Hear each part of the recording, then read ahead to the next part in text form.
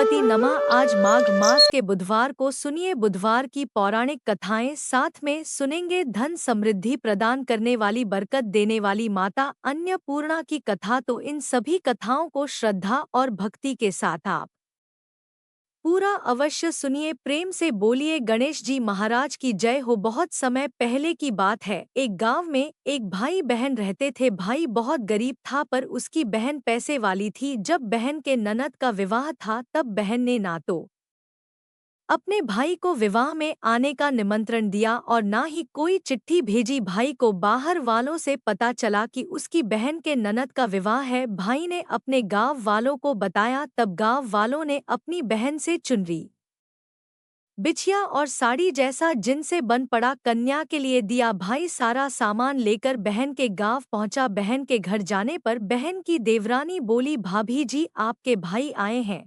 तो बहन ने पूछा, कैसे आए हैं और क्या पहना है? तब देवरानी ने कहा, पैदल आए हैं, फटी पगड़ी फटी धोती पहने हैं।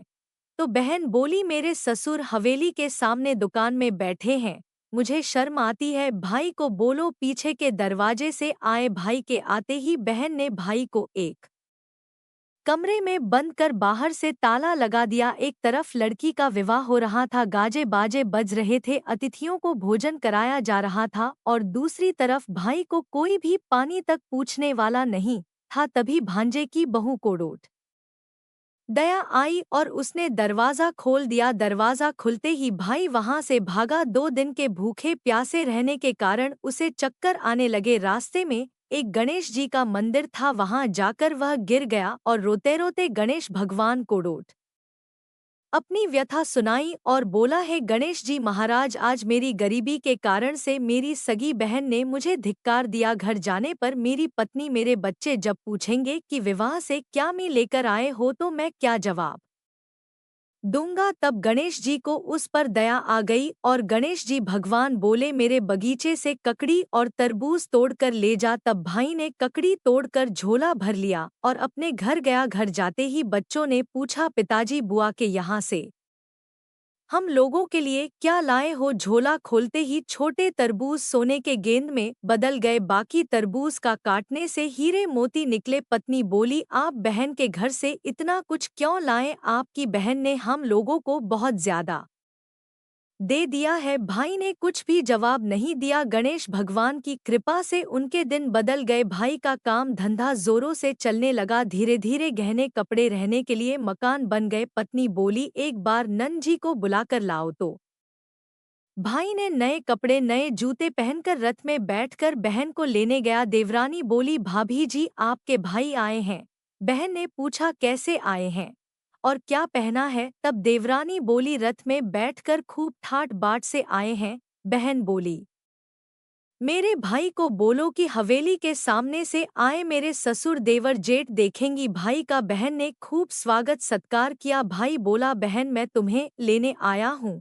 तब बहन ने कहा, मुझे भी बहुत दिन हो गए हैं, चलो मैं चलती हूँ। भाई बहन को लेकर अपने घर आया। भाई और उसकी पत्नी ने बहन का खूब आदर सत्कार किया। जो चीजें मांगी सब बनवा कर दिया। बहन बोली, भाई मुझे एक जूते चाहिए। तब भाई ने मोची को बुलाया और कहा, मेरी बहन के लिए ऐसी जूती बनाओ जो मुंह से बोले। भाई ने बहन को बहुत सारा धन देकर विदा किया, पर अभी तक वह जूती नहीं आई थी। बहन रवाना होने लगी, तभी मोची जूतियां लेकर आया। बहन की जूती पहनते ही जूतियां बोली, निर्धन भाई की पैसे वाली बहन, गणेश जी का बगीचा नहीं होता तो आज क्या करती बहन? तब भाई की पत्नी से पूछने लगी, यह कहाँ से आवाज आ रही है? तभी भाई ने कहा, सुबह का समय है, कोई जीव जंतु बोल रहे होंगे। भाई ने घोड़े गाड़ी को जल्दी जाने को कहा। बहन के जाते ही पत्नी जिद करके बैठ गई कि जूतियां क्या बोल रही थी। तब पति ने अपनी पूरी आप बीती सुनाई कि कैसे बहन ने मुझे 2 दिन भूखा रखा, कमरे में बंद कर दिया था। भांजे की बहू ने दरवाजा खोला,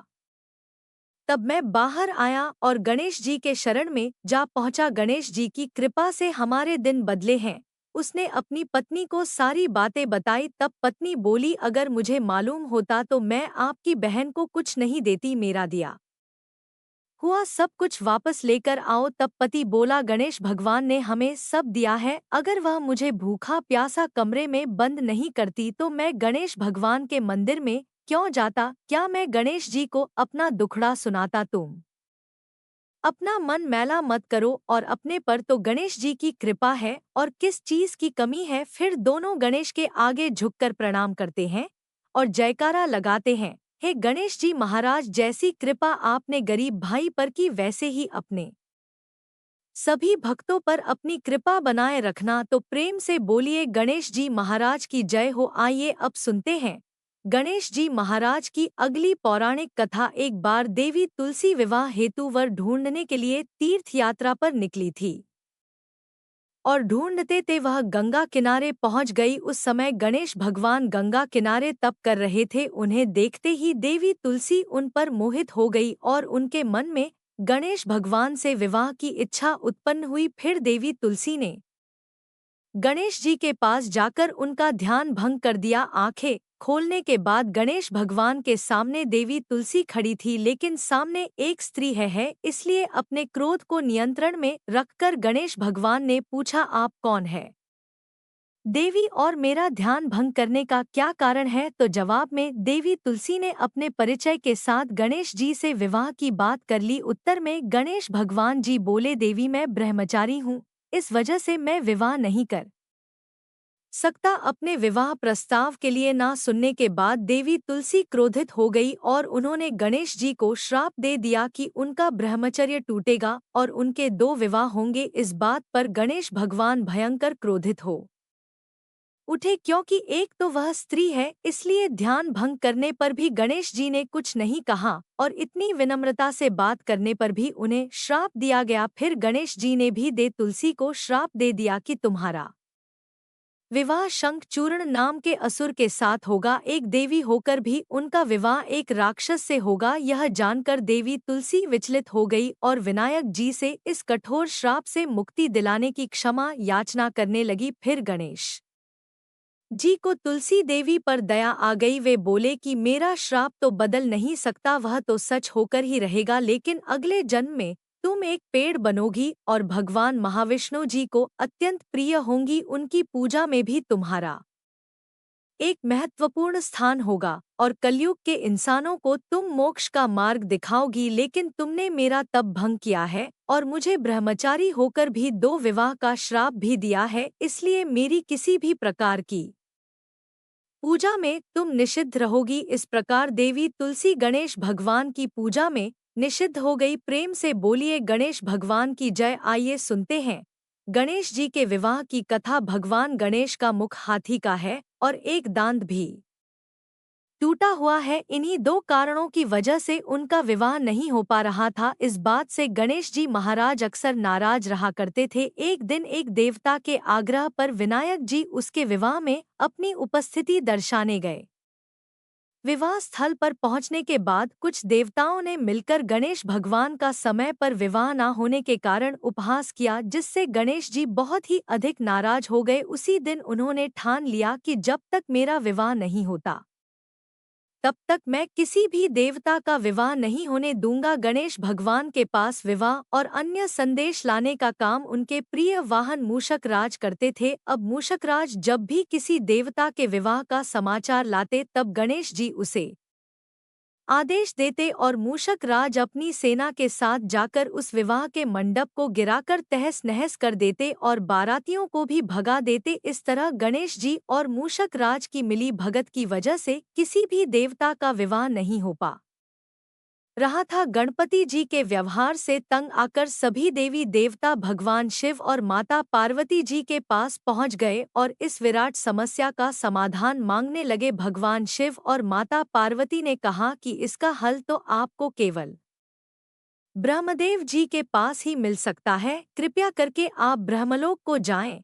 तब माता पार्वती और महादेव जी को प्रणाम करके सभी देवी देवता ब्रह्मा जी के पास प्रकट हुए। देवताओं की समस्या को ठीक से सुनने के बाद ब्रह्मा जी ने अपनी योग शक्ति से 2 कन्याओं का निर्माण किया। कन्याओं का नाम था रिद्धि और सिद्धि। वह दोनों ब्रह्मा जी की मानस पुत्रियां थीं। उन्हें लेकर ब्रह्मा जी गणेश महाराज के पास गए और उनसे अपनी पुत्रियों को ज्ञान एवं शिक्षा प्रदान करने का निवेदन करने लगे। ब्रह्मा जी का मान रखने के लिए एक दंत भगवान ने रिद्धि और सिद्धि को शिक्षा देना आरंभ किया। फिर उस दिन के बाद से जब भी मूषकराज किसी विवाह की खबर लेकर आते हैं, उस वक्त रिद्धि और सिद्धि गणेश जी को अपनी बातों में उलझा कर रखती थी। इस तरह गणेश जी का ध्यान किसी की और विषय पर रहता और दूसरी तरफ देवताओं का विवाह संपन्न हो जाता। एक दिन बुद्धि के देवता भगवान गणेश जी को यह बात समझ आ गई, लेकिन उनके क्रोध में आने से पहले ही ब्रह्मदेव अपनी दोनों पुत्रियों के साथ वहां पर प्रकट हो गए। रिद्धि और सिद्धि को सामने देखते ही गणेश जी का क्रोध बढ़ने लगा,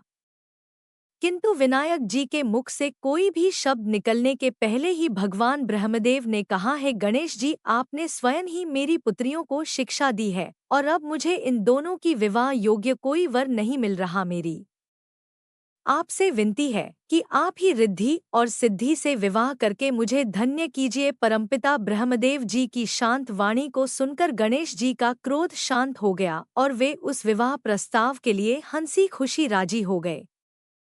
विवाह के बाद अपनी दोनों पत्नियों से उन्हें 2 पुत्र प्राप्त हुए, जिनका नाम रखा गया शुभ और लाभ। तो प्रेम से बोलिए भगवान गणेश जी की जय। आइए अब सुनते हैं गणेश जी की पूजा पाठ में सुनी जाने वाली पौराणिक कथा। एक गांव में एक सेठ और सेठानी रहते थे। वे बहुत ही धार्मिक प्रवृत्ति के थे और वे गणेश जी के अनन्य भक्त थे। वे दोनों बिना चूके हर बुधवार को गणेश जी का व्रत रखते थे और शाम को ब्राह्मणों को भोजन कराने के बाद अपना व्रत खोलते थे। सेठ जी का काफी बड़ा परिवार था। वे सब आपस में बड़े प्यार और भाईचारे से रहते थे, लेकिन सेठानी और सेठ की कोई संतान नहीं थी। इस विषय पर परिवार और गांव के लोग आपस में बहुत बातें किया करते थे। सभी लोग सेठानी को बांझ बुलाते थे। यह सभी बातें सुनकर सेठ और सेठानी बहुत दुखी होते थे। एक बुधवार के दिन सेठ और सेठानी भगवान गणेश जी की पूजा संपन्न करा के मंदिर से बाहर आ रहे थे। तभी उन्हें सीढ़ियों पर एक छोटा सा बच्चा अकेले बैठा हुआ दिखा। बालक को देखते ही दोनों उसके पास गए और पूछा कि तुम्हारे माता पिता कहाँ हैं? लेकिन बच्चे ने अभी तक ठीक से बोलना नहीं सीखा था, इसलिए वह बोल ही नहीं पाया।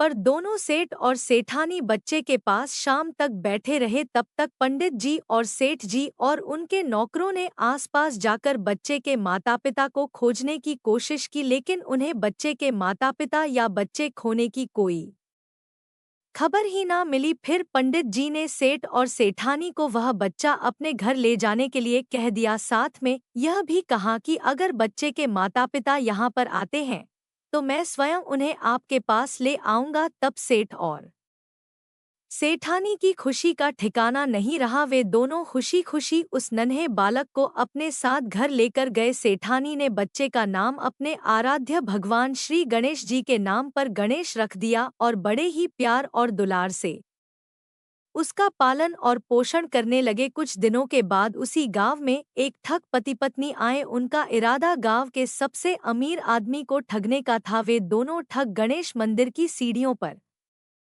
बैठकर सोच विचार कर रहे थे। तभी वहां पर पंडित जी आ गए और गांव में अनजान लोगों के दिखते ही उनसे पूछा कि क्या आपका बच्चा खो गया है? दोनों चोरी चकारी के लिए बहाना ढूंढ रहे थे, इसलिए उन दोनों ने तुरंत ही हाँ कह दिया। तब पंडित जी ने कहा कि चिंता की कोई बात नहीं है आपका बच्चा एक सेठ जी के घर पर पल रहा है। पंडित जी उन दोनों ठग को सेठ जी के घर पर ले गए। गणेश के माता पिता आ गए हैं, यह खबर सुनकर सेठ और सेठानी बहुत दुखी हुए। सेठ जी ने उन दोनों पति और पत्नी को एक रात के लिए अपने अतिथि गृह में ठहराया। अब वह दोनों ठग सिर्फ मौके की फिराक में ही थे। उसी रात सभी लोग सो जाने के बाद वे ठग एक एक करके सभी कमरों की तलाशी करने लगे। फिर वे दोनों तिजोरी वाले कमरे में पहुंच गए। छानबीन के वक्त होने वाली छोटी मोटी आवाजों से सेठ जी का एक नौकर जग गया और आवाज की दिशा में तिजोरी वाले कमरे के नजदीक आ गया। उसने चुपके से अंदर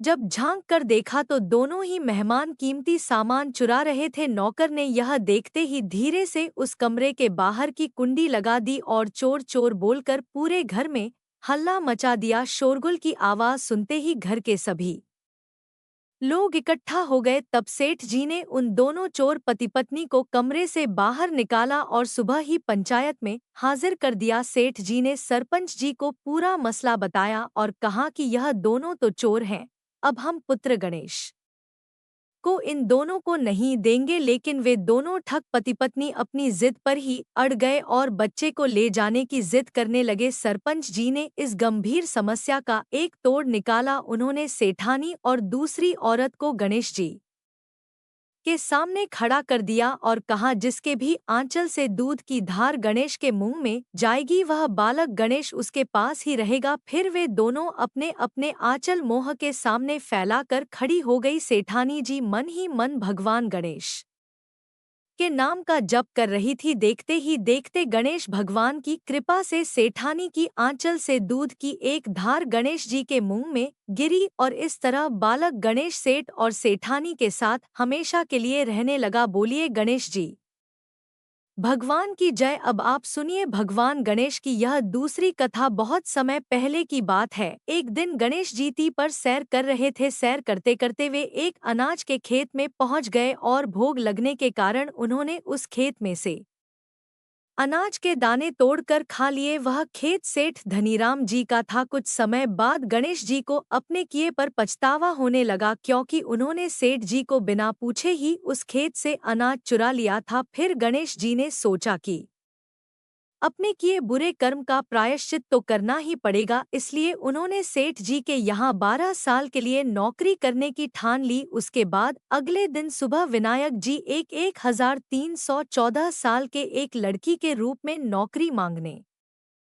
के लिए धनीराम सेठ जी के घर पहुंच गए और उन्होंने सेठ जी को अपना नाम गणेश बताया। विनायक भगवान की बुद्धिमानी की परीक्षा लेने के बाद सेठ जी ने खुशी खुशी उसे नौकरी दे दी। अब गणेश भगवान एक सामान्य मानव के रूप में सेठ जी के घर पर ही रहने लगे। एक दिन सेठ जी की पत्नी शाम के समय घर का काम खत्म करने के बाद राख से हाथ धोने जा रही थी। यह देखकर गणेश जी ने सेठानी जी के हाथ पकड़कर जबरदस्ती मिट्टी से हाथ धुलवा दिए। गणेश जी की इस हरकत से सेठानी जी बहुत गुस्सा हुई और उन्होंने सेठ जी के कमरे में जाकर गणेश की शिकायत कर दी। सेठानी की सब बातें सुनने के बाद सेठ धनीराम ने गणेश को बुलाया और इस हरकत का कारण पूछा। तब गणेश जी बोले कि सेठानी शाम के समय राख से हाथ धो रही थी और ऐसा करने से घर की लक्ष्मी नाराज होती है, इसलिए मैंने उनके हाथ मिट्टी से धुलवा दिए। इससे घर पर माता लक्ष्मी की कृपा बनी रहेगी। यह सब सुनकर सेठ जी ने सोचा कि गणेश जी की सोच तो बहुत अच्छी है। इसके कुछ दिनों के बाद कुंभ मेले का शुभ अवसर आया। तब सेठ जी ने गणेश को बुलाया और कहा कि सेठानी जी को कुंभ मेले में स्नान करा लाओ। तब सेठानी और गणेश स्नान के लिए मेले में पहुंचे। वहां पहुंचने के बाद सेठानी जी नदी के किनारे बैठकर नहाने लगी। उन्हें ऐसा करते देखकर गणेश दौड़कर आए और सेठानी जी के दोनों हाथ पकड़कर उन्हें नदी के अंदर लेकर गए। उनसे पानी में डुबकी लगवाई और फिर किनारे पर ले आए। अब गणेश की इस हरकत से तो सेठानी को बहुत गुस्सा आया। सेठानी जी घर आते आते पूरे रास्ते गणेश को ताने मारने लगी, लेकिन गणेश भगवान सब कुछ शांति से सुन रहे थे। घर आते ही सेठानी ने सेठ जी के पास फिर से खड़े होकर शिकायत की। तब सेठ जी ने फिर से गणेश को बुलाया और पूछा कि तुमने ऐसा क्यों किया। गणेश जी बोले, सेठ जी सेठानी जी नदी के किनारे बैठकर गंदे पानी से नहा रही थी, तो मैंने उन्हें नदी में ले जाकर साफ पानी में डुबकी लगवाई। ऐसा करने से उन्हें अगले जन्म में बहुत बड़ा राजपाट और वैभव मिलेगा। सेठ जी ने सोचा कि गणेश के विचार तो बहुत अच्छे हैं, मेरे परिवार का भला सोचता है। कुछ दिनों के बाद सेठ जी के घर पर पूजा थी। पंडित जी आने के बाद में सेठ जी ने गणेश से कहा, जाओ और सेठानी को बुलाकर लाओ। सेठ जी के आज्ञा के अनुसार गणेश जी सेठानी को बुलाने गए। उस वक्त सेठानी काली चुन्नी ओढ़कर कमरे से बाहर आ रही थी। वह देखते ही गणेश जी वह काली चुन्नी उतार कर फाड़ दिए और कहा कि पूजा के लिए लाल रंग की चुन्नी ओढ़कर आओ। अब सेठानी जी गणेश जी पर बहुत नाराज हुई और उन पर चिल्लाने लगी। इस आवाज को सुनकर सेठ जी वहां पर भागते हुए आए और पूछा कि क्या हुआ। तब सेठानी ने बोला कि गणेश ने मेरी चुन्नी फाड़ दी। फिर सेठ जी ने भी गणेश को बहुत डांटा। जवाब में गणेश जी ने कहा कि सेठ जी पूजा में कभी भी काला वस्त्र नहीं पहनते, इससे शुभ काम सफल नहीं होते, इसलिए मैंने ऐसा किया। सेठ जी ने सोचा कि गणेश तो बहुत समझदार है। इसी तरह लीला रचाते हुए उसी घर में गणेश जी के 12 साल बीत गए। फिर एक दिन सेठ जी ने नया कारोबार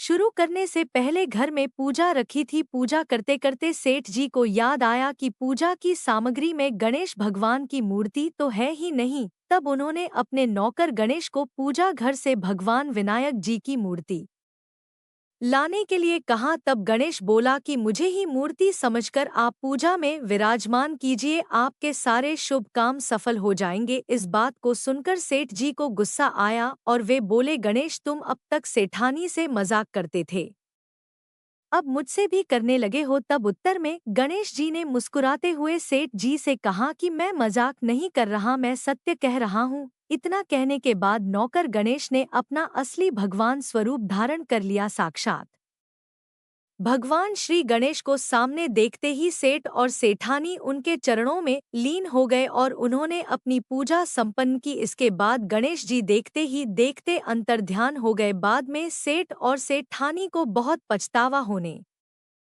लगा कि स्वयं भगवान हमारे घर नौकरी कर रहे थे और हमने उनके साथ कितना बुरा व्यवहार किया, उनसे बहुत सारा काम कराया। यह सोच सोचकर दोनों दुखी रहने लगे। फिर उसी रात सेठ और सेठानी के सपने में भगवान गणेश प्रकट हुए और उन्हें समझाया कि मैंने 12 साल पहले तुम्हारे खेत से अनाज के दाने बिना पूछे तोड़ लिए थे और उसी कर्म का दोष दूर करने के लिए मैं 12 साल से तुम्हारे घर नौकरी किया। धनीराम सेठ जी के जीवन की काया पलट हो गई। गणेश जी जैसी माया आपने धनीराम सेठ जी पर की, वैसी ही माया इस कहानी को पढ़ने वाले, सुनने वाले और हर एक व्यक्ति पर करना। कथा अधूरी हो तो इसे पूरी करना और हमसे कोई गलती हुई हो तो उसे क्षमा करना। प्रेम से बोलिए भगवान गणपति जी की जय। आइए अब सुनते हैं समृद्धि प्रदान करने वाली, घर में बरकत लाने वाली माता अन्नपूर्णा की बड़ी ही दुर्लभ कथा। इस कथा को श्रद्धा और भक्ति के साथ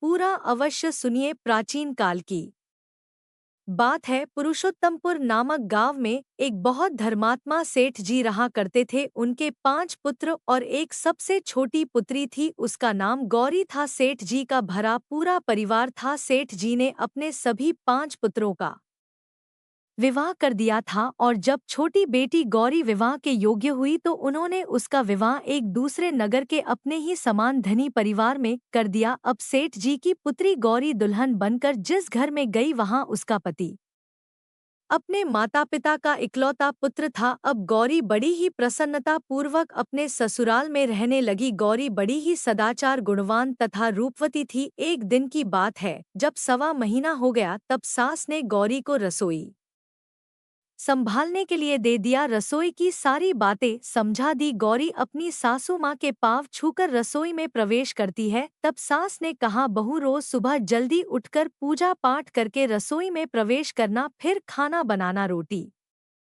बनाते समय पहली रोटी गाय को और अंतिम रोटी कुत्ते की बनाना मत भूलना। इस प्रकार सास ने गौरी को सब कुछ समझा दिया। गौरी 4 लोगों के लिए खाना बनाती है और खाना बनाकर अपने पूरे परिवार को खिलाती है। जब अंत में खुद खाने के लिए बैठती है तब वह देखती है कि उसके लिए तो रोटी बची ही नहीं। वह चावल, दाल और सब्जी खाकर पानी पी लेती है। अब जब शाम होती है तब गौरी ने सुबह से ज्यादा आटा लगाया और रोटी सब्जी बनाकर रख दी। जब रात्रि में सब लोग खा लेते हैं तो फिर से जब गौरी खाने के लिए बैठी रोटी का डब्बा खोलती है तो उसमें एक भी रोटी नहीं थी। यह देखकर उसे बड़ा ही आश्चर्य होता है कि उसने तो सुबह से भी ज्यादा आटा लगाया था, लेकिन रोटियां बची ही नहीं। अब वह सिर्फ सब्जी खाकर पानी पीकर सो जाती है। अगले दिन फिर उसने कल से 2 गुना ज्यादा आटा लगाया और रोटियां बनाई, लेकिन फिर से उसे रोटी नहीं मिली, सभी रोटियां खत्म हो गई थी। अब उस दिन भी आधे पेट खाना खाकर ही उसे रहना पड़ा। इसी प्रकार गौरी चाहे जितना भी आटा लगाती, रोटियां उसे नहीं मिलती। यह हर रोज का काम हो गया था। वह सोचने लगी, आखिर कौन नहीं चाहता कि मैं रोटियां नहीं खाऊं, मैं पेट ना भरूं। गौरी इस आस में आटा ज्यादा गोती कि किसी ना किसी दिन तो उसे रोटियां मिलेंगी, किंतु ऐसा नहीं होता है। ऐसा करते करते वह बहुत कमजोर, दुबली पतली हो गई। तो दोस्तों, ऐसे ही एक दिन की बात है जब गौरी रसोई में सब्जियां काट रही थी तो गलती से चाकू से उसका हाथ कट जाता है और वह रोटियां नहीं बना पाती। तो उसकी सासू माँ ने कहा, बहू रहने दो, आज मैं रोटियां बना देती हूँ। तो गौरी ने कहा, नहीं सासू माँ, आप आटा लगा दीजिए, मैं रोटियां बना दूंगी। तो दोस्तों, उस दिन सासू माँ ने आटा लगाया और फिर बहू को दिया। बहू रोटियां बनाकर रख देती है। घर के सभी सदस्य रात के समय जब खाना खाने लगते हैं, सब लोग जब खाना खा लेते हैं, तब बारी आती है गौरी की। तो वह बहुत दुखी मन से खाना खाने बैठती है। वह सोचती है, आज तो सासू माँ ने आटा गूंथा है, वह भी बहुत कम, आज तो मेरे लिए रोटियां बची ही नहीं होंगी। यह सोचकर बहू मन ही मन बहुत दुखी होती है। किंतु जब वह रोटी के डिब्बे को खोलती है तो उसने देखा कि उसमें 4-5 रोटियां पड़ी है। यह देखकर बहू बहुत खुश होती है। अब क्या था, ऐसे ही 7 दिनों तक बहू की सासू माँ आटा गूंथने लगी और बहू रोटियां बनाती थी। बहू को रोज रोटियां मिलने लगी। इन 7 दिन बहू ने भर पेट खाना खाया। जब 8वां दिन आया तो बहू का हाथ भी ठीक हो गया था। तब सासू माँ ने कहा कि गौरी बेटा, क्या मैं आज आटा गूंथ दूं या फिर तुम आटा गूंथ लोगी? तब गौरी ने कहा, नहीं माँ, मेरा हाथ अब ठीक हो गया है, मैं आटा गूंथ दूंगी। उस दिन गौरी ने आटा गता था और रोटियां बनाई, सबको प्रेम पूर्वक खाना खिलाया। जब उसके खाने की बारी आई तब उसने देखा कि रोटी के डिब्बे में तो रोटी है ही नहीं, पूरी रोटी खत्म हो गई। यह देखकर वह गौरी बहुत ही आश्चर्य में पड़ जाती है। वह सोचती है, जब तक सासू माँ ने आटा लगाया तब तक तो मुझे रोटियां मिलती थी, लेकिन जब से मैं आटा गूंदने लगी तो मुझे रोटियां ही नहीं मिलती, जबकि सास माँ मुझसे बहुत ही कम आटा गूंथी थी। इसके बाद भी पूरा परिवार उसमें खा लिया करता था। ऐसी क्या बात है? यह सारी बातें सोचकर गौरी बहुत ही परेशान हो जाती है और दिन भर दुखी रहती थी। एक दिन की बात है, गौरी के पति ने गौरी से पूछा कि गौरी, तुम इतना उदास क्यों रहती हो? इतना सारा धन संपत्ति सब तुम्हारा ही तो है, तुम्हें रोकने टोकने वाला कोई नहीं है। तुम अपने मन से अपनी पसंद का भोजन बनाकर खाती हो। तुम दिन प्रतिदिन इतनी कमजोर कैसे होती जा रही हो? गौरी ने लाज और संकोच से अपने पति को कुछ नहीं बताया। तब उसके पति ने सोचा कि शायद उसकी पत्नी को उसके माता-पिता की याद आ रही है। इसलिए अगले दिन गौरी का पति अपने माता-पिता से कहता है कि पिताजी, मुझे लगता है कि गौरी को उसके माता-पिता की याद आ रही है। मैं उसे उसके मायके ले जाकर सबसे मिलवा लाता हूँ। अपने बेटे की बात सुनकर गौरी के साथ ससुर तैयार हो जाते हैं और उसे जाने की अनुमति दे देते हैं और कहते हैं, बेटा, यदि बहू को अपने माता पिता से मिलकर प्रसन्नता होती है तो अवश्य ही तुम उसे उसके मायके ले जाओ। अब गौरी का पति अपनी पत्नी को लेकर उसके मायके जाता है। दामाद और बेटी को देखकर उनका बहुत ही आव भगत होता है। तरह तरह के व्यंजन बनाए जाते हैं, उन्हें खिलाए जाते हैं, बहुत सेवा सत्कार होता है। उसी दिन रात्रि में समय मिलने पर गौरी की माँ ने अपनी बेटी को कोने में ले जाकर पूछा, बेटी, तुम इतनी दुबली पतली कैसे हो गई? तुम तो बहुत ही कमजोर दिख रही हो, क्या बात है? तुम्हें कौन सी बात खाई जाती है? क्या तुम्हारे ससुराल वाले तुम्हारी चिंता नहीं करते तो तुम्हें दुख देते हैं? या ऐसी कौन सी बात है जिससे तुम्हारी यह दशा हो गई है? अपनी माँ की बात सुनकर गौरी अपनी सारी परेशानी, सारी चिंताएं, सब कुछ बताती है। अपनी बेटी की बात सुनकर गौरी की माँ ने कहा, बेटी, हमें लगता है माता अन्नपूर्णा तुमसे नाराज हो गई है। इस विषय में तो मैं कुछ नहीं कर सकती, क्योंकि तुम्हारे ससुराल में हमारा बोलने का कोई अधिकार नहीं है।